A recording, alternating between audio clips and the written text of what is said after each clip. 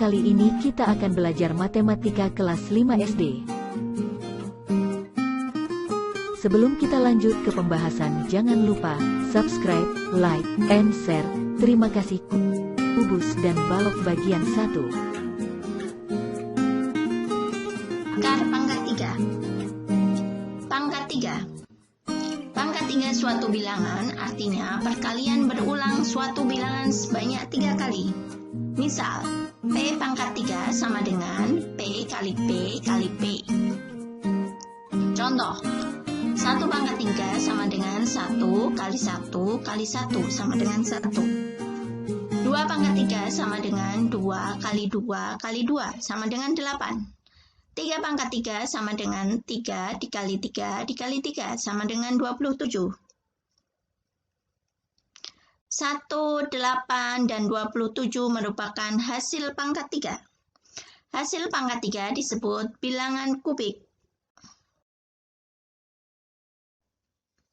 Berapakah nilai dalam kurung 2 ditambah 3 pangkat 3 dan 2 pangkat 3 ditambah 3 pangkat 3? Jawabannya, dalam kurung 2 ditambah 3 pangkat 3 sama dengan 5 pangkat 3. Artinya, dalam kurung 2 ditambah 3 pangkat 3 sama dengan 5 dikali 5 dikali 5. Sama dengan 125. Sedangkan 2 pangkat 3 ditambah 3 pangkat 3 sama dengan 2 dikali 2 dikali 2 ditambah 3 dikali 3 dikali 3. Artinya, 2 pangkat 3 ditambah 3 pangkat 3 sama dengan 8 ditambah 27. 2 pangkat 3 ditambah 3 pangkat 3 hasilnya adalah 35. Sehingga dalam kurung 2 ditambah 3 pangkat 3 tidak sama dengan 2 pangkat 3 ditambah 3 pangkat. Berapakah nilai dalam kurung 4 kali 5 pangkat 3 dan 4 pangkat 3 kali 5 pangkat 3? Dalam kurung 4 kali 5 pangkat 3 sama dengan, kita kalikan dulu dalam kurungnya 20, maka dipangkatkan 3. Dalam kurung 4 kali 5 pangkat 3 sama dengan 20 kali 20 kali 20, sehingga hasilnya 8.000. 4 pangkat 3 dikalikan 5 pangkat 3 berarti 4 kali 4 kali 4 dikalikan 5 kali 5 kali 5. Sehingga hasilnya 4 kali 4 kali 4, 64 dikalikan 5 kali 5 kali 5 sama dengan 125. Sehingga hasil 4 pangkat 3 kali 5 pangkat 3 sama dengan 8.000. Kita memiliki hasil yang sama, sehingga dalam kurung 4 kali 5 pangkat 3 sama dengan 4 pangkat 3 kali 5 pangkat 3. Atau kita dapatkan persamaan dalam kurung A kali B pangkat 3 sama dengan A pangkat 3 kali B pangkat 3. Akar pangkat 3. Akar pangkat 3 merupakan kebalikan dari pangkat 3. Misal, M pangkat 3 sama dengan N. Maka nilai M bisa kita tulis sebagai berikut. M sama dengan akar pangkat 3 dari N. Contoh, akar pangkat 3 dari 8 sama dengan 2. Akar pangkat 3 dari 27 sama dengan 3. Akar pangkat 3 dari 64 sama dengan 4. Bagaimana cara menghitung akar pangkat 3 bilangan ribuan? Metode pertama, kita bisa gunakan faktorisasi prima. Salah satu metode yang bisa digunakan untuk menghitung akar pangkat 3 adalah dengan cara mencari faktorisasi prima bilangan tersebut. Tentukan hasil dari akar pangkat 3 dari 2744. Maka caranya adalah kita lakukan faktorisasi prima bilangan tersebut. 2744 kita bagi 2. maka hasilnya 1377. 1377 kita bagi 7, maka hasilnya 196. 196 kita bagi 2, maka hasilnya 98. 98 kita bagi 2, maka hasilnya 49. 49 kita bagi 7, maka hasilnya 7. Maka hasil faktorisasi bilangan prima dari 2744 sama dengan 2 kali 7 kali 2 kali 2 kali 7 kali 7. Maka jika kita tulis adalah 2744 sama dengan 2 pangkat 3 dikali 7 pangkat 3. Sehingga akar pangkat 3 dari 2743 sama dengan akar pangkat 3 dari 2 pangkat 3 kali 7 pangkat 3. Sehingga hasilnya akar pangkat 3 kali dalam kurung 2 kali 7 pangkat 3. Atau kita bisa tulis akar pangkat 3 dari 2744 sama dengan 2 kali 7. Sehingga hasilnya 14.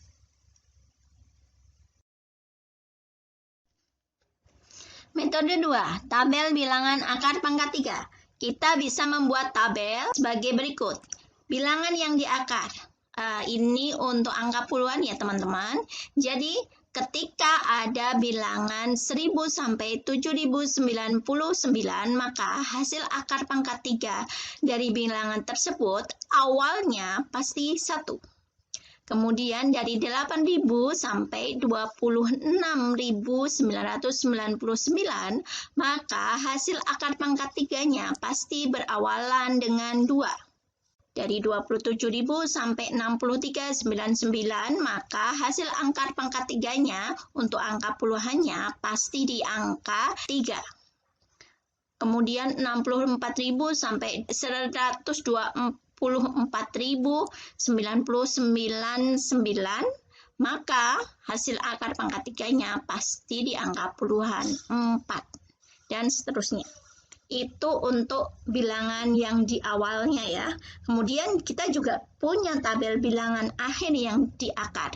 Jika dalam suatu bilangan terakhir yang diakarnya adalah yang mau kita akarkan mempunyai nilai 1, 4, 5, 6, atau 9, maka hasil pangkat 3-nya dia juga akan berada di 1, 4, 5, 6, dan 9.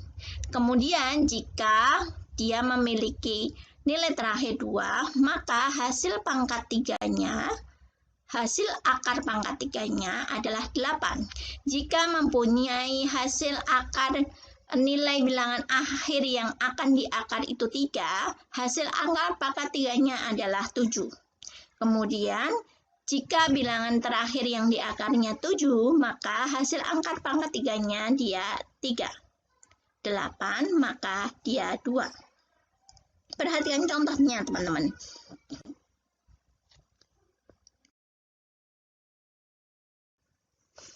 Kita menghitung akar pangkat 3, 2, 7, 4, 4. Kita misalkan hasilnya adalah AB.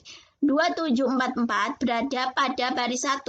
Berarti nilai A-nya sudah kita ketahui adalah 1. Karena dia di tabel tadi ya 1000 sampai 799. Itu berarti 2000 itu di baris 1. Kemudian kita cari yang kedua. Bilangan terakhirnya adalah 4. 4 berarti B-nya adalah 4. Jadi, akar pangkat 3 dari 2744 adalah 14. Berapakah nilai akar pangkat 3 dari 9261 dibagi dari akar pangkat 3, 343? Kita menggunakan tabel ya, teman-teman. Jadi, akar pangkat 3 dari 9261 kita misalkan adalah AB, maka dia berada pada baris yang kedua, berarti nilai A-nya adalah 2. Kemudian, bilangan terakhirnya adalah 1, maka berarti nilai B-nya adalah 1. Sehingga, akar pangkat 3 dari 9261 sama dengan 21. Kemudian akar pangkat 3 dari 343 adalah 7. Maka hasil dari akar pangkat 3 9261 dibagi dengan akar pangkat 3 343 sama dengan 21 dibagi 7, maka hasilnya 3. Berapakah nilai akar pangkat 3 921 dibagi akar pangkat 3 343? Cara kedua, kita membagi dulu bilangan-bilangan yang di akar, baru kemudian kita akar hasil baginya. Contohnya ini ya teman-teman, jadi sama-sama akar pangkat 3, maka akar pangkat 3 dari 9261 dibagi akar pangkat 3 343 dapat kita tulis akar pangkat 3 9261 dibagi dengan 343. Sehingga kita hasilkan akar pangkat 3 dari 27. Maka hasilnya 3. Jadi dengan cara 1 maupun cara 2 hasilnya tetap sama, yaitu 3. Jadi kita dapatkan persamaan lagi di mana akar pangkat 3 dari A per B sama dengan akar pangkat 3 A dibagi dengan akar pangkat 3B. Volume kubus. Kubus memiliki sifat-sifat.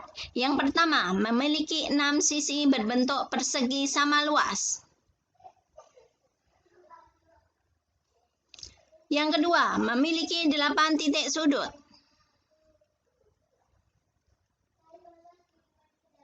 Yang ketiga, memiliki 12 tusuk yang sama panjang.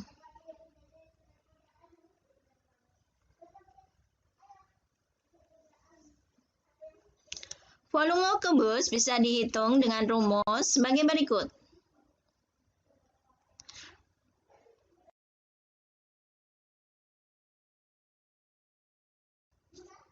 Volume kubus sama dengan R kali R kali R atau R pangkat 3, di mana R sama dengan panjang rusuk kubus. Contoh, tentukan volume sebuah kubus yang memiliki panjang rusuk 6. Volume kubus sama dengan R pangkat 3, sehingga 6 pangkat 3 sama dengan 216 cm kubik. Volume balok. Balok memiliki sifat-sifat sebagai berikut. Memiliki 6 sisi berbentuk persegi panjang.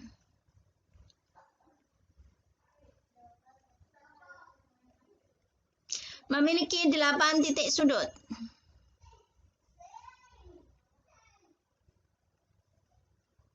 Memiliki 12 rusuk dengan panjang P, L, T.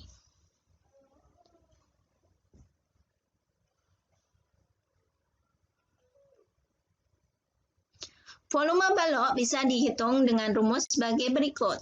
Volume balok sama dengan panjang kali lebar kali tinggi atau P kali L kali T. Panjang, lebar, tinggi.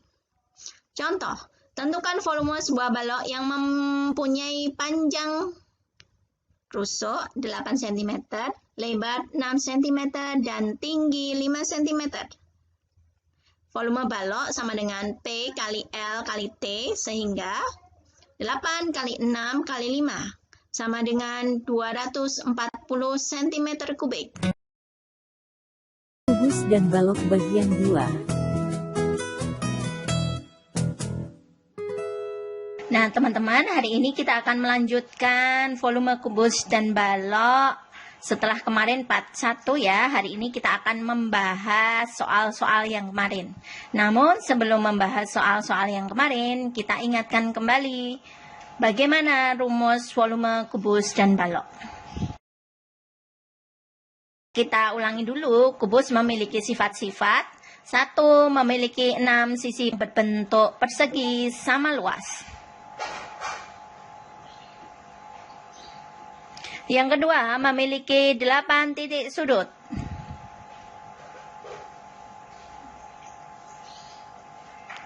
Yang ketiga, memiliki 12 rusuk yang sama panjang.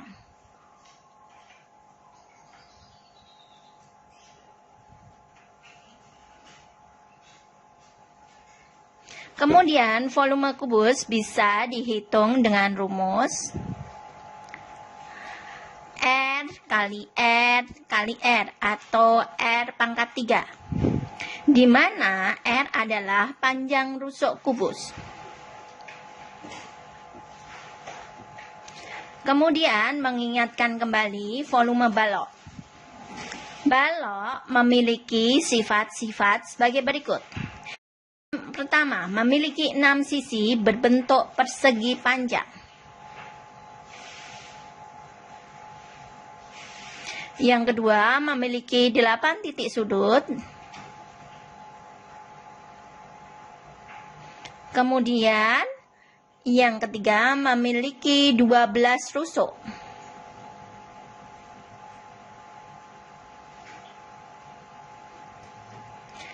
Volume balok bisa dihitung dengan rumus sebagai berikut, yaitu P kali L kali T, di mana P sama dengan panjang balok, L sama dengan lebar balok, dan T sama dengan tinggi balok. Nah, hari ini kita membahas ya langsung ke pertanyaan. Yang pertama, Tony ingin membuat mainan berbentuk kubus dengan volume 125.000 cm3. Berapa cm panjang rusuk kotak mainan tersebut? Ingat tadi teman-teman, volume kubus sama dengan R pangkat 3. Untuk mencari panjang rusuk kubus, kita gunakan angkat pangkat 3 volume ya. Yang kemarin kita sudah bahas di bagian 1. Maka R sama dengan akar pangkat 3 dari volumenya, yaitu akar pangkat 3 dari 125.000 cm3.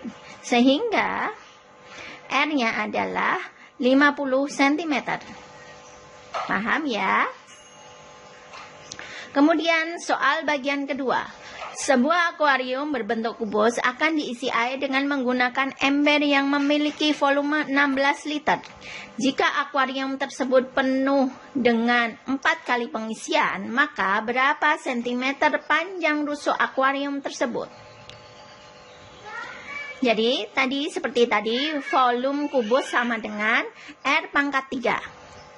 1 liter air sama dengan 1 desimeter kubik atau sama dengan 1000 cm3.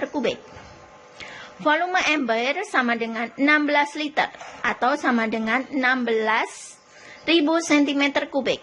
Volume akuarium sama dengan 4 kali volume ember, yaitu 4 kali 16.000 cm3 atau 64.000 cm3.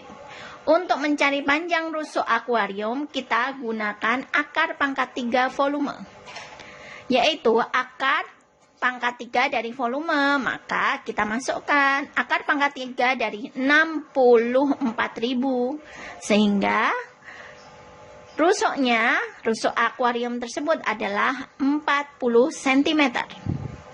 Mudah bukan? Kita lanjut ke soal ketiga ya.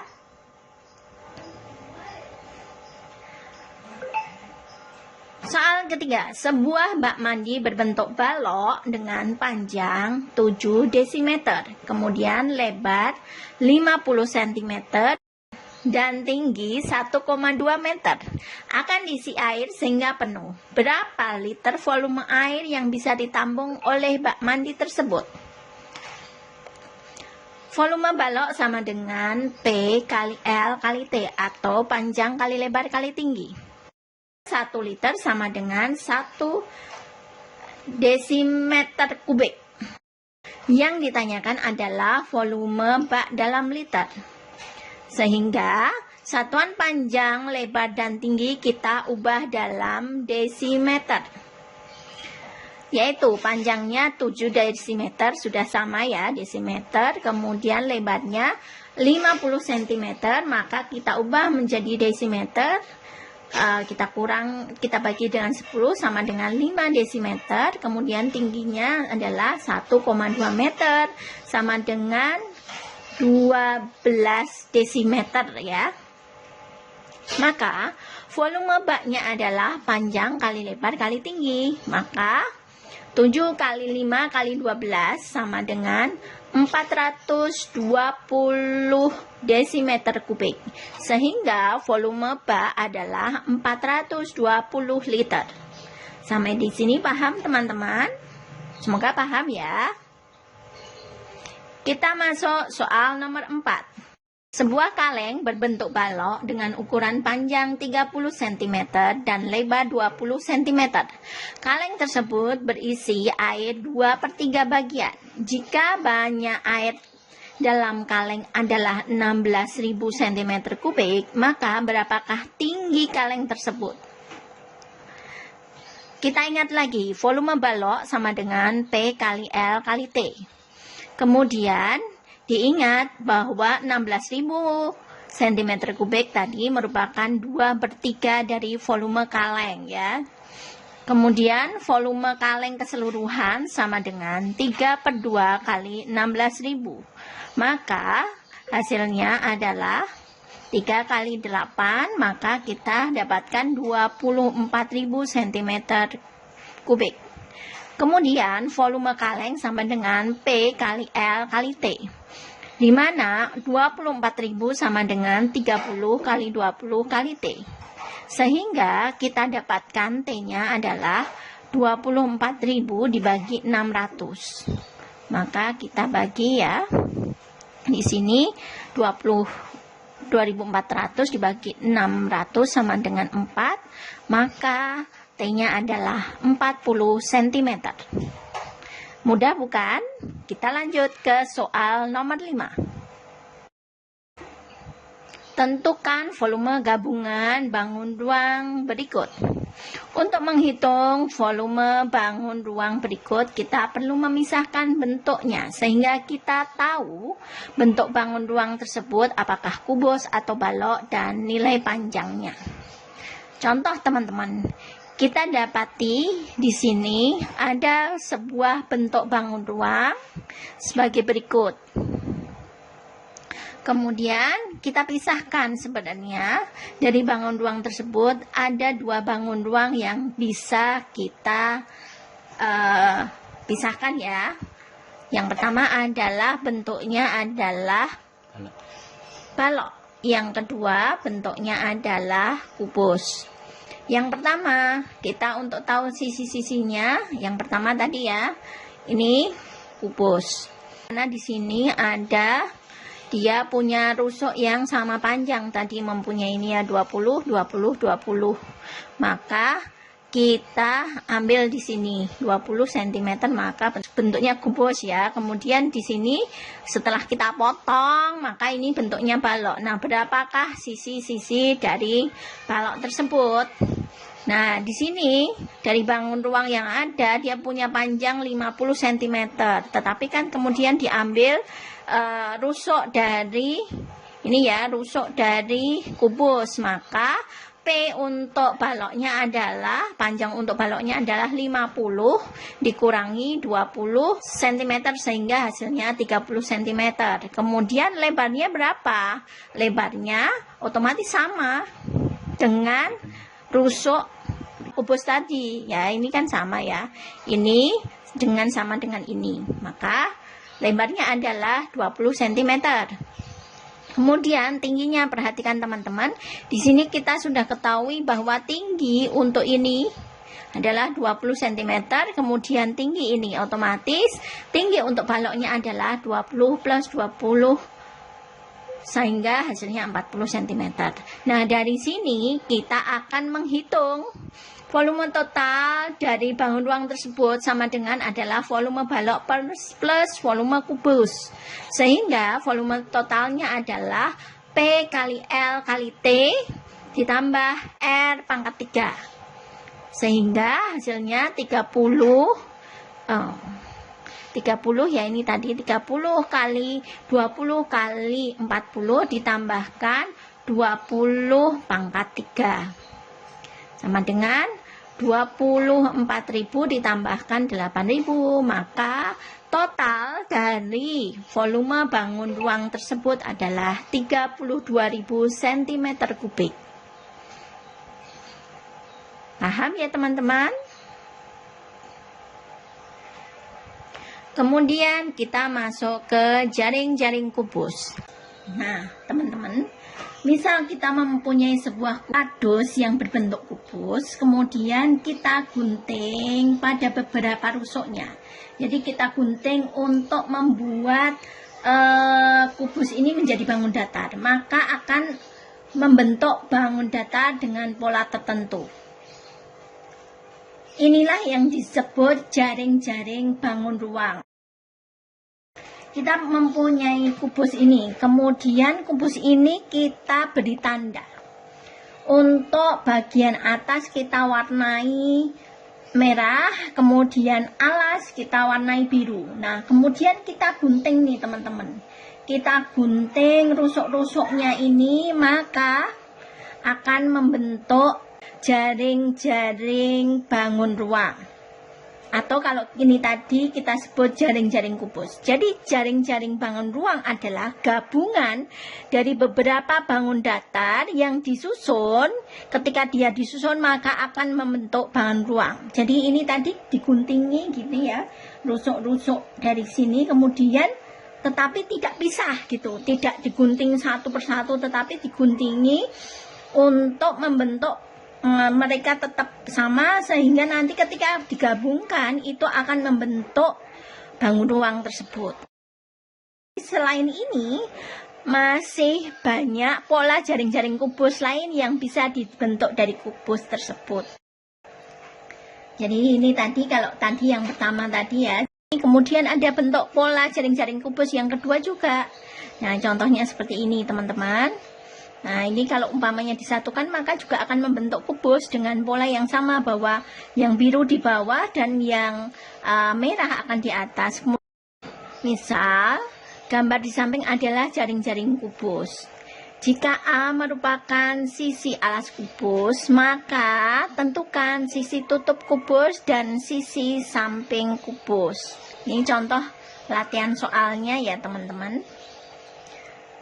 Maka ini perhatikan, kalau A ini jadi alas ya, jadi alas atau jadi bagian bawah, maka sisi tutup kubusnya adalah bagian D. Karena apa? Bagian D ini akan menjadi sisi, ketika kita buat ini, maka ini akan menjadi atas dari bagian A.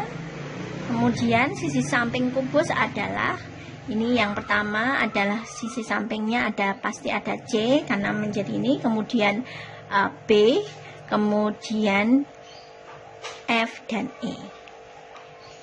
Apakah ada pertanyaan teman-teman? Kemudian jaring-jaring balok. Nah, kalau tadi jaring-jaring kubus ya, jaring-jaring balok itu ya sama seperti tadi, bahwa ketika balok ini kita gunting-gunting rusuk-rusuknya, maka dia akan menjadi bangun datar. Nah, ini perhatikan teman-teman, kita sudah warnai rusuk-rusuknya. Yang putih adalah panjang, kemudian yang biru adalah lebar, kemudian yang kuning adalah tinggi. Maka akan ada tadi bagian depan, jadi bagian depan sini ya, kemudian sini bagian belakang, kemudian sini adalah bagian kiri atau bagian ini, kemudian kanan adalah bagian ini, dan ini adalah atap. Bisa dipahami ya teman-teman? Oke, selain jaring-jaring balok ini, sebenarnya masih banyak pola-pola jaring balok yang lain ya, kayak kubus tadi. Nah, perhatikan pada slide selanjutnya.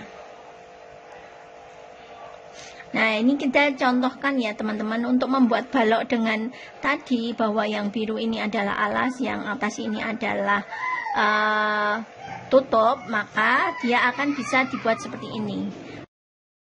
Kemudian ini juga, ini ada samping, ini ada belakang, ini ada samping kanan, ada bagian atas dan ada bagian depan. Nah, ini contohnya ya teman-teman. Umpamanya kita memiliki jaring-jaring balok sebagai berikut. Sisi yang berhadapan dengan BCIH adalah jika CDKL adalah alas, sebutkan tinggi baloknya itu apa saja gitu ya. Kemudian rusuk yang berhimpitan dengan GA adalah, jadi ada beberapa pertanyaan. Nah, kita bahas teman-teman. Sisi yang berhadapan dengan BCIH adalah sisi yang luasnya sama. BCIH yang berhadapan, otomatis dia memiliki luas yang sama. Kira-kira kita lihat di mana yang memiliki luas yang sama, yaitu di bagian ini, yaitu DELM. Kemudian yang kedua, jika CDKL adalah alas, maka sebutkan tinggi balok. Yang pertama, nih, CA, kemudian BH, kemudian CI, kemudian DJ, kemudian DE, kemudian LM. Kenapa ada 6 teman-teman? Kan harusnya kalau tinggi harusnya 4 gitu ya. Ini nanti ketika digabungkan ini akan berhimpitan ini. D, J dengan DE. Nah, nanti akan dibahas di pertanyaan yang C. Rusuk mana yang berhimpitan dengan GA? GA ini nanti akan berhimpitan dengan salah satu dari rusuk tinggi yang kita bahas di bagian 2 tadi, yaitu apa? Yang berhimpitan adalah LM. Maksud berhimpitan ini adalah nanti akan bertemu ketika dilem itu bertemu menjadi satu rusuk. Oke teman-teman, bisa dipahami? Semoga bisa dipahami ya. Demikian tadi pembahasan kita tentang volume, balok, dan kubus, dan termasuk jaring-jaringnya. Kalau ada pertanyaan silahkan tulis ya di kolom komentar. Jangan lupa subscribe, like, and share ya. Selamat liburan, tapi jangan lupa untuk tetap belajar. Sampai ketemu lagi di video-video selanjutnya. Assalamualaikum, bye.